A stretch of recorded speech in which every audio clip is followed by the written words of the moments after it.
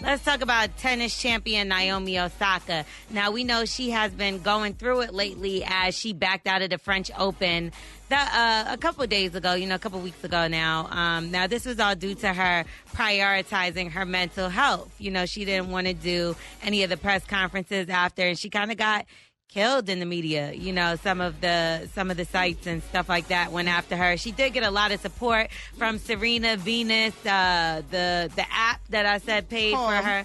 Calm app. They paid her $15,000 fine that she got for not talking to the press. Well, now she has officially withdrawn from an upcoming Berlin tournament. Now, apparently Monday, her team notified the organizers of the tournament that she cannot start and will be taking a break effective immediately. Now, she will be prioritizing her mental health, and apparently she gets these huge waves of anxiety. Now, it was said that she never wanted to be a distraction in this whole situation, that she's only, looking out for her best interests, and her management think that this is best. Now, they are talking about Wimbledon at the end of June. They're hoping she could come back by then. But, I think prioritizing your mental health should come first in any situation. It makes me mad that the media tried to make her a villain for actually trying to stay out of the way and not be a distraction by not participating. Now, the media became the distraction. That's right. Now, what if she would have came and been nasty to everybody and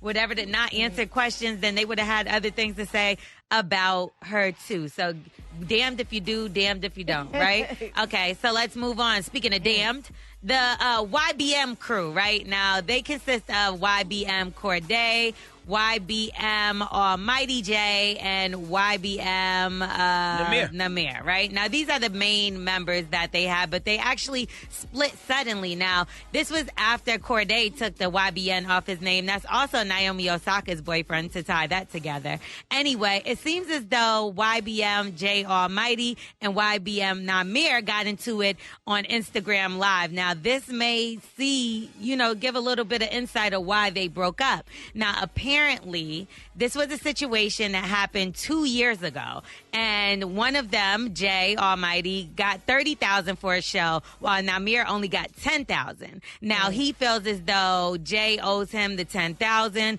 whatever the case, and they got into an altercation, but nobody knew about it until yesterday. I beat your ass while I was sitting down. Got up and put you down. Bro, so you was sitting down, boy. Are you serious? You have no hands. Bro, you have no squabbles. Please put this on your mama, bro. Just put it on your mama, bro. On my mama, on Valley Grave, on God, on Jesus Christ himself. Bro, what are you talking about? Are you for real? I'm dead ass. Hey, bro, I love your mama, bro. You wrong as for putting that on her, bro. Bro, you don't want to see me with these. You know that. Bro, I've been trying to beat your ass just like I beat your mans and them up. I just came to your party. I just came to party December, bro. You left because you already knew what time it was. Because you talking about? You's a. Now, wait a minute. Now, I don't know who's who in this back and forth. I don't think anyone does. The only thing I know is this is why YBN Corday must have took the YBN off. Exactly. I can see why he just goes by Corday now. He's the only one that actually took it off his name, and it stands for Young Boss N-Words. And, they were signed to Jay Prince. That stands for Young Beefing Ninjas. Yeah, at the end of the day. So the one that is saying that he is a B-word is Namir. That was Namir talking. So he's basically the aggressor in the situation, saying that Jay Almighty is lying, that he beat him up.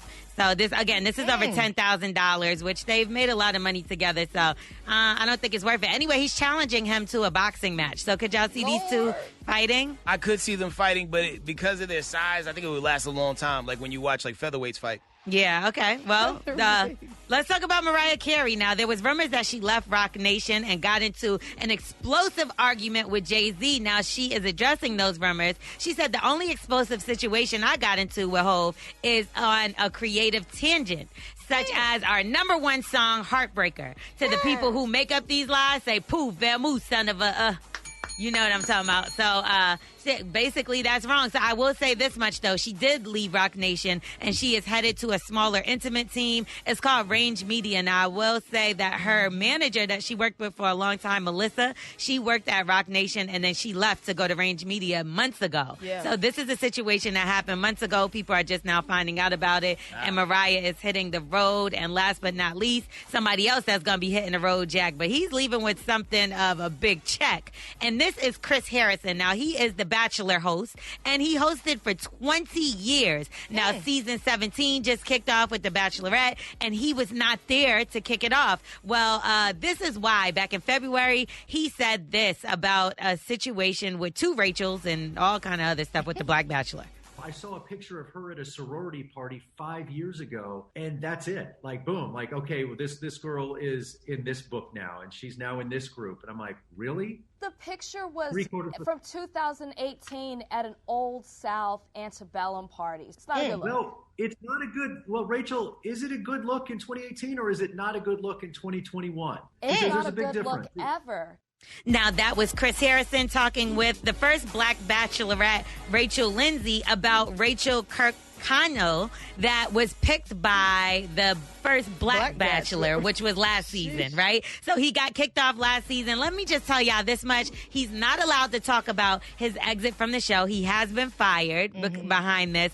But to make matters worse or better for him, he's leaving with an 8-figure situation, an 8-figure settlement. This man got paid millions. The price is white. Come on now, because you know that wasn't happening with a black man. Let's just keep it all the way a buck. You can get your severance package in your box. I was going to say, but shout outs to his lawyers. I mean, you have to factor in, like, what was that enough to get him fired? If it didn't justify it, then his lawyers, his attorneys, anybody can get involved and go to that company and say and challenge the company. And if the company needs to silence you or they don't want that smoke, they'll pay you out. That's right. And after 20 seasons or 20 years, you have one Black Bachelor.